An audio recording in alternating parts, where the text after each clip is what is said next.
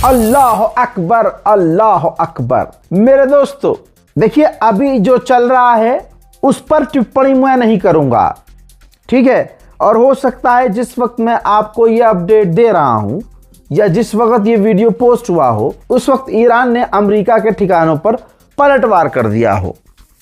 हमारे पास इनपुट पहले से थे कि पिछली गुजरी रात जो है इसमें अमेरिका ईरान पर पूरे मूड में था हमला करने के, जिसका रिजल्ट ये हुआ कि ईरान पर उसने हमला किया।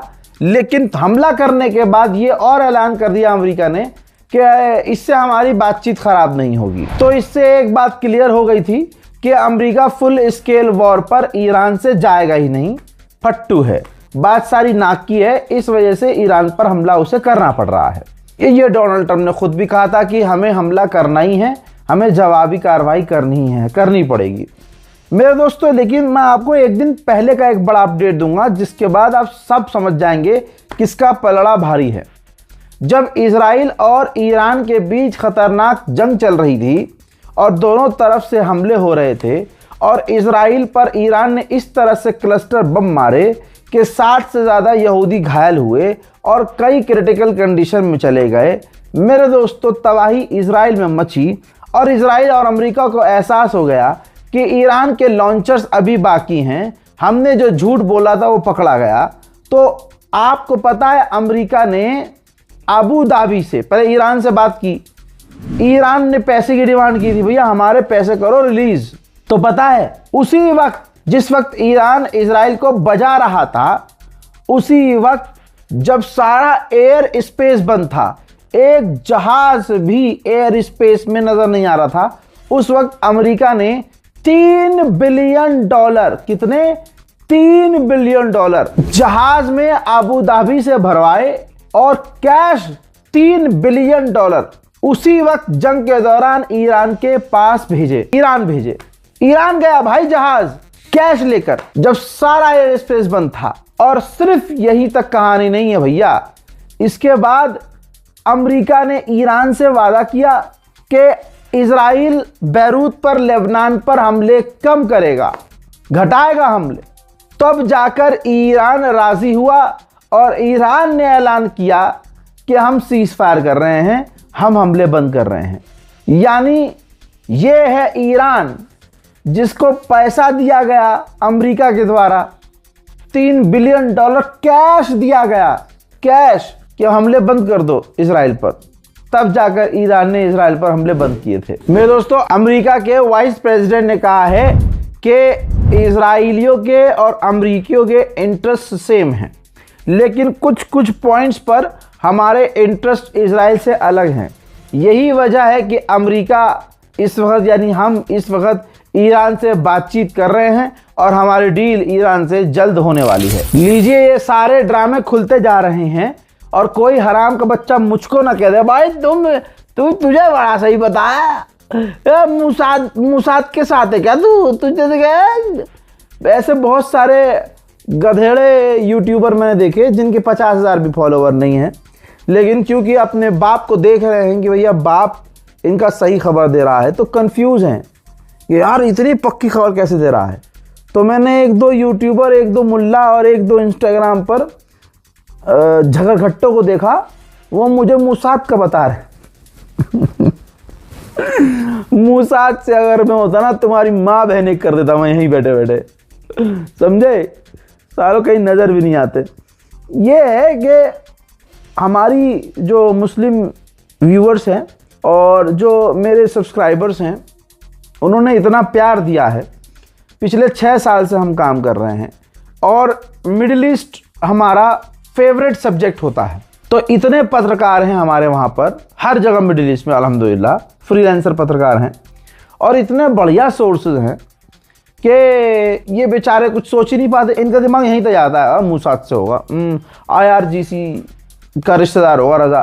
काश ऐसा होता, अगर मैं मूसाद से जुड़ा हुआ होता तो तुम्हारी माँ बहन में 10 सेकंड में कर देता।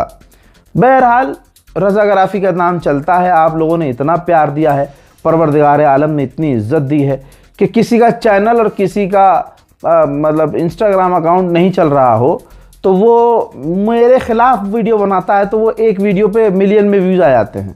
लेकिन यहाँ पर वो उल्टा फंस जाते हैं। कमेंट सेक्शन में इतनी गालियाँ पड़ती हैं कि कमेंट सेक्शन ऑफ करना पड़ता है। आप समझ रहे हो। फिर भी मैं एक बात कह रहा हूँ कि अगर हक का साथ दोगे और साथ मिलकर काम करोगे और मेरी आवाज़ में सुर से सुर मिलाओगे तो कोलैब भी मिलेगा, व्यूज़ भी मिलेंगे, सब्सक्राइबर भी बढ़ेंगे और हमारा साथ तो मिलेगा ही मिलेगा। तो एक्स्ट्रा ऑर्डिनरी बन के ये जो तुम जहर उगल के कौम में तफरका डालते हो ना भाई, मत करो। ऑलरेडी कौम की नहीं है भाई, कौम के लौंडे कौम के नहीं हैं। आप देखो समाज में लाइन खिंच गई है एक, जो मदरसों के खिलाफ, आलिमों के खिलाफ बोलने वाला है, वो आपको किसके साथ नजर आएगा? जिसने अपनों का हक मारा है। जिन्होंने अपनों का हक मारा है वो क्रिएटर, और जो आलिम दीन के खिलाफ, मदरसों के खिलाफ बोलने वाला है वो क्रिएटर, दोनों एक साथ हैं। और उन्हीं के साथ आपको कुछ दिन बाद हिंदू संगठन दिख जाएंगे और वो मुसलमान हिंदुओं के फेवरेट बन जाएंगे। बहरहाल ये चीज़ें मैं फिर से बता रहा हूँ और मैं पता नहीं किस कौम को एक होने को कह रहा हूँ। ये तो मोदी सरकार का कारनामा है कि उन्होंने मुसलमान को मुसलमान समझा और सबके चूतड़ों पर लट फेरा, जिसकी वजह से आज शिया सुन्नी खत्म हो चुका है। वरना खुदा की कदम मोदी सरकार ना होती तो शिया सुन्नी आपस में भिड़े हुए होते। खबर यह है कि इजराइल ने जो ईरान पर हमला किया तो अमेरिका के विदेश मंत्री ने डोनाल्ड ट्रंप को मनाया था कि भाई इजराइल को हमला ईरान पर करने दो। डोनाल्ड ट्रंप मना कर रहा था ना भाई, 12 घंटे पहले ही ट्रंप ने कहा था नेतन्याहू से कि ईरान के हमलों का जवाबी कार्रवाई मत करना, पलट कर हमला मत करना। लेकिन अमेरिका के विदेश मंत्री ने डोनाल्ड ट्रंप को मनाया था कि इजराइल को ईरान पर हमला करने दो। ईरान के पार्लियामेंट स्पीकर का भी बिल्कुल अंगार बयान आ गया है। उन्होंने कहा कि हम डिप्लोमेसी को प्रेफर करते हैं, लेकिन तुम अपने वादे को तोड़ोगे तो फिर हम वही करेंगे जिसमें हम बेस्ट हैं। यानी रिपोर्ट ये भी आ रही है कि ईरान ने अमेरिका को अपना एक और काउंटर प्रपोजल भेजा है।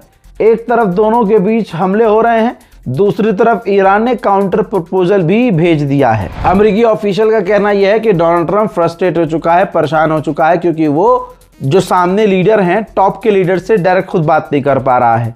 उसकी चाहत यह है कि टॉप के लीडर से खुद बात करे, जैसे मुश्तबा खामनाई है उनसे वो बात कर सके, लेकिन वो बात नहीं कर पा रहा है। तो डोनाल्ड ट्रंप इस वक्त बहुत ज़्यादा जो है उलझ रहा है। और जब डील हो रही थी, मतलब बातचीत जब हुई थी, तो बातचीत के दौरान ईरान को अमेरिका ने कहा कि आप 10 साल के लिए यूरेनियम एनरिचमेंट रोक दो। 2 दिन 3 दिन का गैप लिया और ईरान राजी हो गया कि ठीक है 10 साल के लिए हम यूरेनियम का एनरिचमेंट रोक देंगे।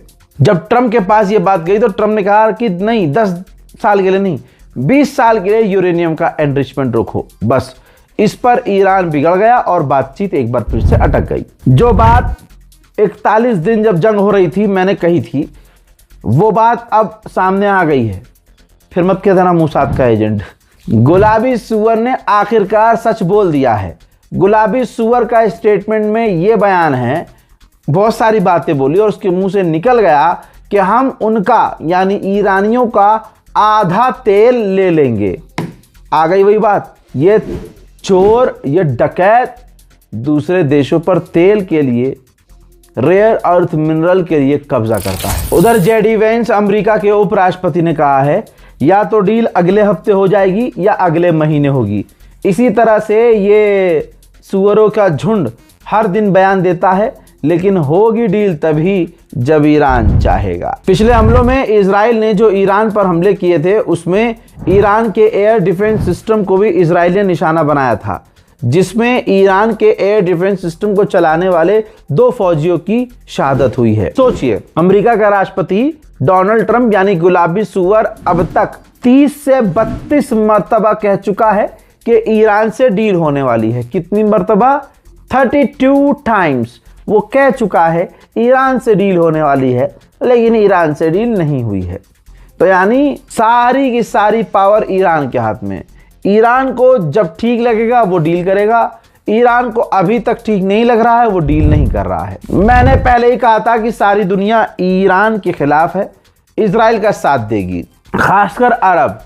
तो दोस्तों जॉर्डन, जी हाँ, ये जो इजराइल ने हमले किए थे एक दिन पहले ईरान के ऊपर, तो जॉर्डन का एयर स्पेस का इस्तेमाल करा था इजराइल की फौज ने, इजराइल की एयरफोर्स ने ईरान पर हमला करने के लिए। अब अगर पलटकर जॉर्डन में, यूएई में ईरान हमला कर दे तो ये यहूदी पसंद, ये यहूदियों के भाई, ये अरब कुत्ते की तरह रोने लगेंगे और विक्टिम कार्ड खेलेंगे कि देखो ईरान अरब पर हमला कर रहा है। बेवजह ईरान कुछ नहीं करता है। उधर मेरे दोस्तों पाकिस्तान का बयान यह आया है कि दोनों एक एक इंच पीछे हैं डील के, बस बहुत जल्द कभी भी डील दोनों के बीच, अमेरिका और ईरान के बीच हो सकती है। एक ड्रोन नजर आ रहा है, ये देखिए, जो कि इराक के आसमान में, ये ईरान का शाहिद ड्रोन है जो उड़ता हुआ नजर आ रहा है। फीफा वर्ल्ड कप अमेरिका में हो रहा है, तो फीफा ने कई सारे ईरानियों को टिकट दिए थे कि आप अमेरिका आके ये मैच देख सकते हैं, जिसके बाद अमेरिका ने टांग अड़ाई और अमेरिका ने उन ईरानियों के टिकट को कैंसिल करवा दिया जिनको फीफा ने अमेरिका आकर खेल देखने का, फीफा वर्ल्ड कप देखने का मौका दिया था। नेतन्याहू ने अपनी कैबिनेट को वार्न किया है कि अब हालात ऐसे हैं कि हो सकता है ईरान से हमें अकेले लड़ना पड़े।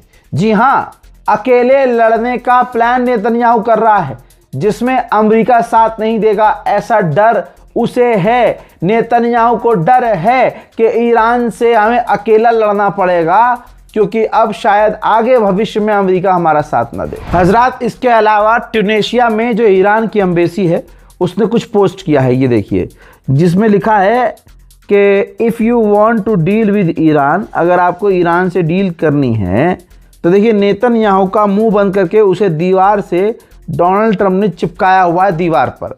यानी अगर अमेरिका को ईरान से डील करनी है तो इस नेतन्याहू को चुप करना पड़ेगा। मेरे दोस्तों, चीन ने कहा है कि हमने देखा कि अमेरिका, ईरान और इजराइल जो मिलिट्री पावर का इस्तेमाल कर रहे हैं, इससे कोई मसला हल नहीं किया जा सकता।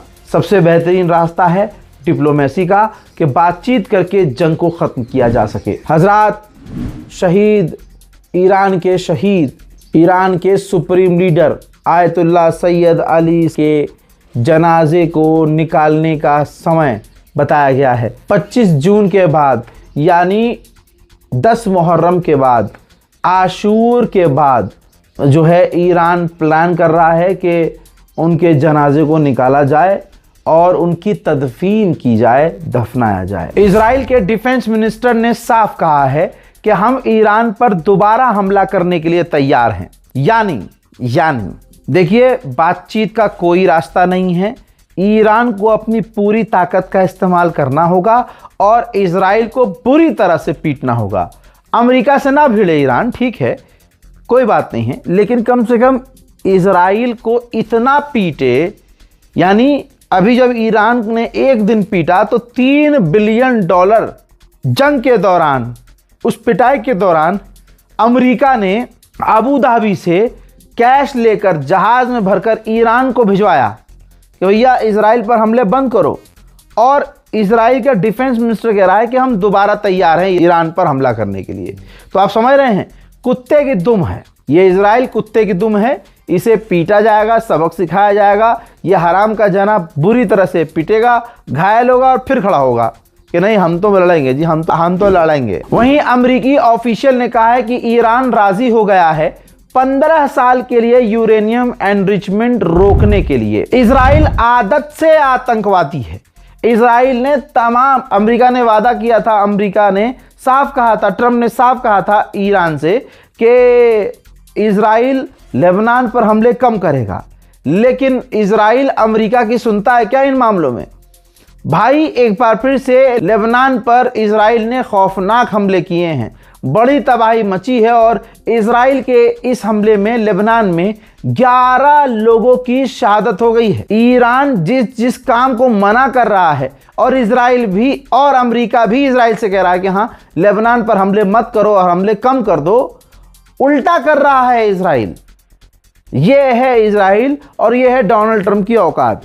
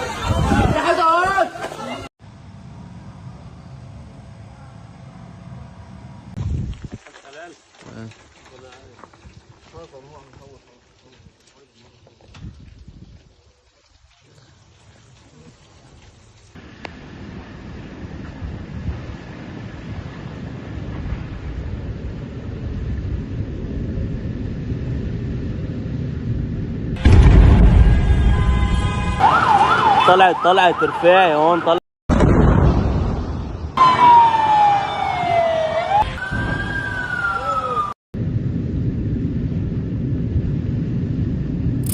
मैं आपको लेबनान दिखाऊं, लेबनान अभी भी, ये देखिए, ये लेबनान के गांव हैं, गांव। इजराइल लेबनान के गांव में बम लगाकर उड़ा रहा है। अलग अलग गांव हैं और उनमें बम लगाकर इजराइल उड़ा रहा है। आप समझिए भारत का एक समाज इजराइल को क्यों पसंद कर रहा है। आपको मतलब भारत के मुसलमानों का तो और बुरा हाल होना चाहिए, क्योंकि उनमें एकता ही नहीं है। पहली बात तो कोई मदरसों के खिलाफ बोल देता है तो किसी मुसलमान के चूतड़ में इतना दम नहीं होता कि उस पर एफआईआर कर सके। हमारे कोई आलिम दीन सामने आकर ये नहीं कहते कि भैया हमें इसकी बात पर आपत्ति जतानी पड़ेगी, इसके जुमले गलत हैं, ये शराबी नचनियाँ जो ज़िंदगी में करे, लेकिन कम से कम दीन पर, इस्लाम पर ज्ञान न दे। इनमें और हिंदूवादी संगठनों में क्या फ़र्क है? वो भी तो इसी लैंग्वेज का इस्तेमाल करते हैं कि हम मुसलमान के खिलाफ थोड़ी हैं, हम तो चाहते हैं मुसलमान पढ़े लिखे और यूं हो वो हो, है ना। लेकिन इसी आड़ में वो जहर उगलते हैं। मैं क्या कहूँ अपने मुसलमानों को, मैं तो भाई सीधा सीधा खबर दे रहा हूँ, सुनो अब भाड़ में जाए, जो जो करना है करो भैया खुद। हमारी कौम एक हो ही नहीं सकती, मुसलमान एक हो ही नहीं सकता, नल्ली नारी बिरयानी से बाहर निकल नहीं सकता।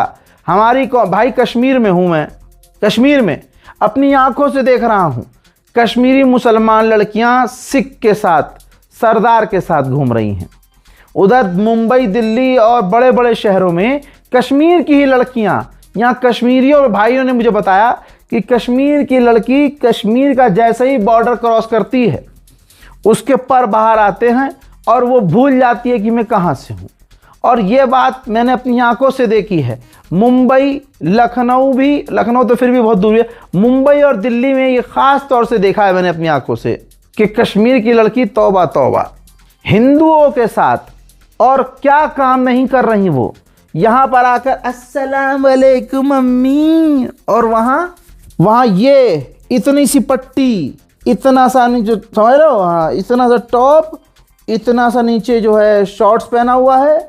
और भाई साहब कश्मीर की लड़कियां होती ही खूबसूरत हैं, सारी दुनिया की नज़र उन कश्मीरी लड़कियों पर टिकती है। एक शुगर डैडी वाला बंदा आता है, अंधा पैसा वाला, वो उन्हें ले जाएगा क्लब, वो उन्हें ले जाएगा यहाँ वहाँ, वो उन्हें ले जाएगा गोवा, और वो गोवा में जाकर इधर जाके अम्मी मेरी नौकरी पे जॉब है ना मेरी, तो मैं यहाँ आई हूँ, कश्मीरी लैंग्वेज में यहाँ आई हुई हूँ, मेरे जो बॉस हैं वो मुझे लेकर यहाँ आए हैं, ट्रिप पर नहीं हूँ, ऑफिशियल काम से हूँ। माँ बाप सीधे साधे 5 टाइम के नमाजी अल्लाह वाले, मासूम सीधे साधे, कश्मीर से बाहर निकले नहीं।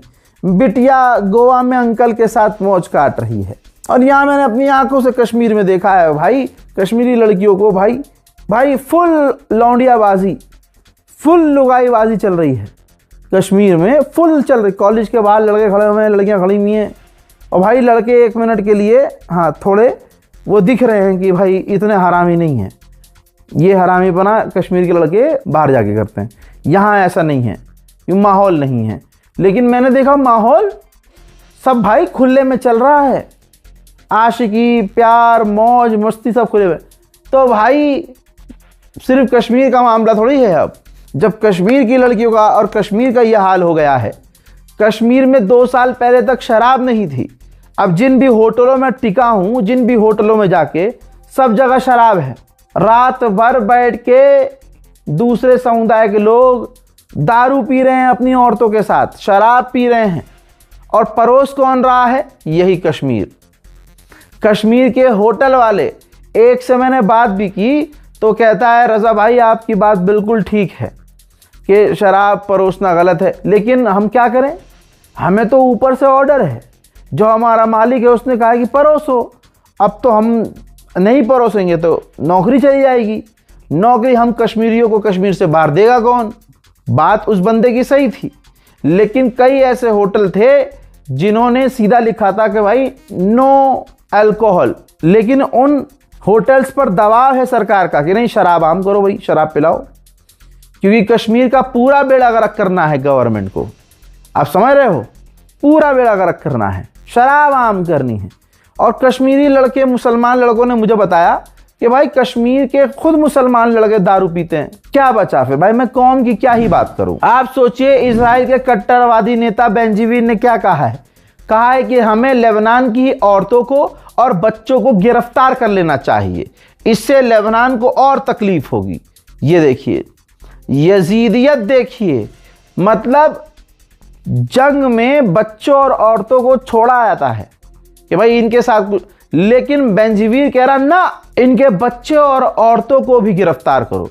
और आपको पता है फिलिस्तीनी लड़कियों को गिरफ्तार करके इजरायली फौजियों ने उनके साथ जेल के अंदर क्या क्या किया है। उधर तस्वीर देखिए, लेबनान का आर्मी चीफ पाकिस्तान पहुंचा है और पाकिस्तान की फौज के आर्मी चीफ से मुलाकात की है। हिजबुल्लाह के हमले में इजराइल का एक और सैनिक लेबनान में मारा गया है। उधर इजराइल ने गज्जा पर भी हमले जारी रखे हैं। एक छोटी सी बच्ची इजराइल के आतंकी हमले में गाजा में शहीद हुई है। इसके अलावा गाजा के 9 मछुआरों को इजराइल ने किडनैप कर लिया है। आप सोचिए, इजराइल के खिलाफ अगर कोई, मतलब आतंक के खिलाफ, अमेरिका इजराइल के खिलाफ कोई बोलता है तो उसके साथ क्या होता है, तभी समझ लीजिए कि पापा हमारा इतना गुनाहगार है, तभी तो वो कुछ बोल नहीं पा रहा है। मजबूरी तो समझो। आईसीसी का जो प्रोसिक्यूटर था, जो जज था, जिस जज ने इजराइल और नेतन्याहू के खिलाफ, इजराइल के नेतन्याहू के खिलाफ अरेस्ट वारंट जारी किया था,